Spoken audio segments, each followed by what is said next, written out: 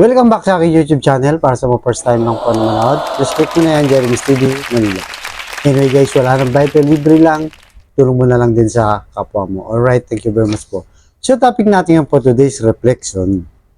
Nasa tema pa rin tayo ng David and Goliath. So yung buhay ni David. So yung kwento na David, pinaka-popular yung nakalaban niya si Goliath, di ba? So hanggang ngayon, yan pa rin ang laman ng kwento, lalo na pagka Bible ang pinag-uusapan. So dahil sa simpleng ginawa lang ni David na siyempre paslit lang siya, inutusan lang ng kanyang tatay, naging masunurin lang. Nung sabi ng kanyang tatay, bigyan mo na silang tinapay yung mga kapatid mo, puntahan mo dun sila nakikipaglaban doon sa bansang Palestino. So dahil doon, siyempre, hindi alam ni David na may nakalaang malaking obligasyon sa kanya at pinagpala siya ng Panginoong Yesus. So dahil doon guys, kahit sa maliit na bagay, pinagkatiwalaan sa malaking bagay. So nung nakita ni David, itong si Goliath, ang laki, di ba? 9 feet. Paano siya tatalunin? Yung mga sundalo sa kanila, kasama ng mga kapatid niya, matitipuno na, malalakas na, pero wala pa rin dahil nga sa sobrang laki nitong si Goliath. Kaya sabi niya doon sa hari nila, ako na po yung lalaban kay Goliath. Kayang-kaya ko yan, sabi niya. So natawa yung hari. Sabi niya, bata ka lang, paslit ka pa lang. Diba? Paano mo yan lalabanan? Yung mga sundalo nga, lalakas din nila na kayanan. Yun ang sabi ni David. Tapos kinuwento niya, alam niyo po, sabi niya, nagpapastol ako ng mga hayop. Sa tuwing hinahabol sila, yung mga alaga ko ng mga oso, di ba, mababangis yung oso, mga leon, sabi niya, hinahabol ko sila.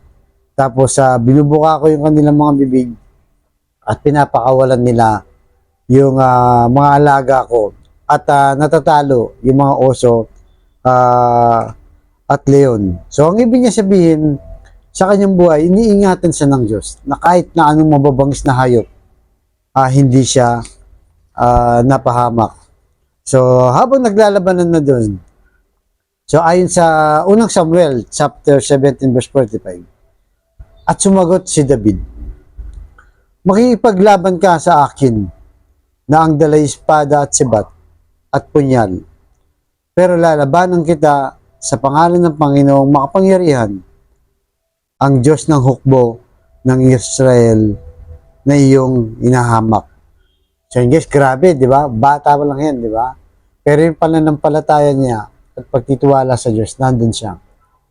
Lalabanan kita, sabi niya, hindi sa physical dahil nga siyempre, kahit naman ang tignan mong gawin yan, di ba? Sugatong talo itong si David dahil napakalaki nitong si Goliath. Kaya di ba kumuha siya ng bato, di ba? Pumili siya ng magandang bato. Tapos yun, tinirador niya yung si Goliath at natumba itong si Goliath. So anong ibig sabihin yun? Yung paniniwala niya sa Diyos at pananampalataya. Hindi naman dahil doon sa bato lang, kaya siya nanalo guys. Kaya napatumba itong si Goliath dahil ginamit niya yung kapangyarihan at pangalan ng Panginoon, ng Diyos ng Israel, na sa kanyang sinasabi, na pilit tinahamak nitong si Goliath dahil nga napakalaki niya. So grabe, di ba? Tayo sa buhay natin, meron ka bang kinakatakutan na sa tingin mo napakalaking problema? Di ba? Pero pag dumaan ka sa purpose at nanampalataya ka sa Diyos, di ba? Alam mong iingatan ka niya, hindi ka niya pababayaan. Kayang-kaya mong talunin yan. Di ba?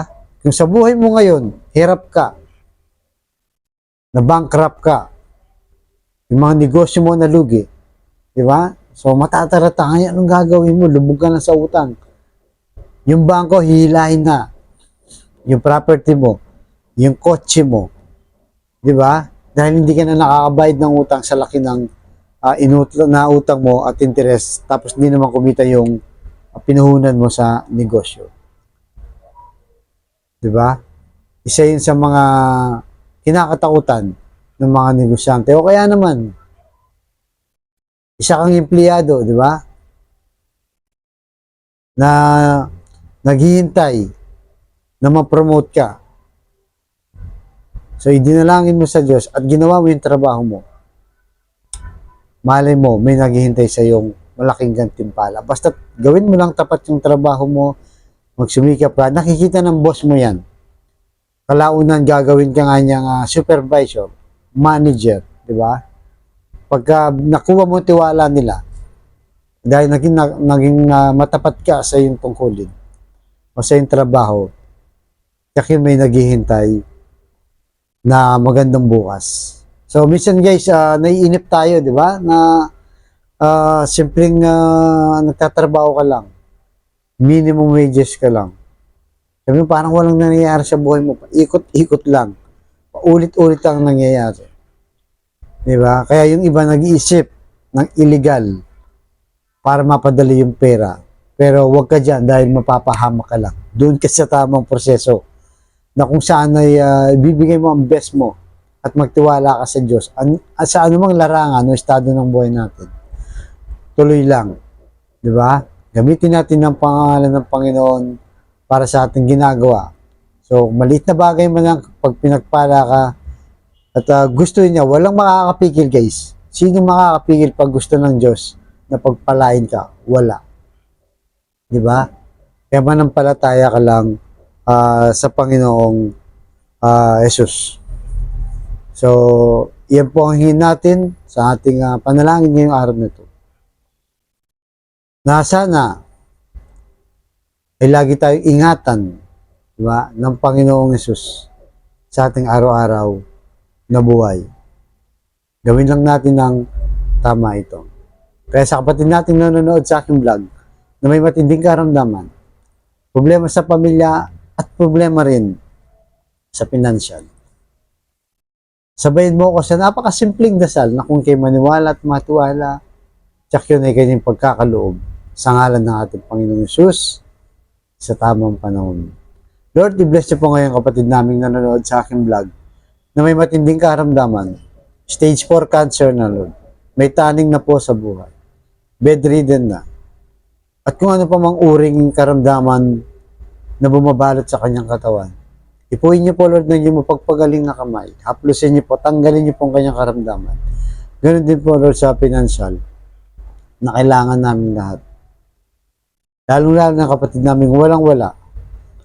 Ultimong pambili ng 1 kilo ng bigas, sa lahat ng sardinas, pambaon sa mga bata, pambili ng gamot, at kung ano pa man pangailangan ng aming mga pamilya. At ang mga pamilyang nasira na at nagkawatak-watak dahil sa hindi pagkakaunawaan, ibalik niyo po ang kanilang magandang samahan at pagbigkis-bigkis niyo po muli. So ang lahat ng ito ay hiling namin sa matamis na pangalan natin Panginoon Jesus. Amen and amen. To God all be the glory. Sa ngalan ng Ama, ng Anak, ng Diyos, Espiritu Santo. Thank you very much po.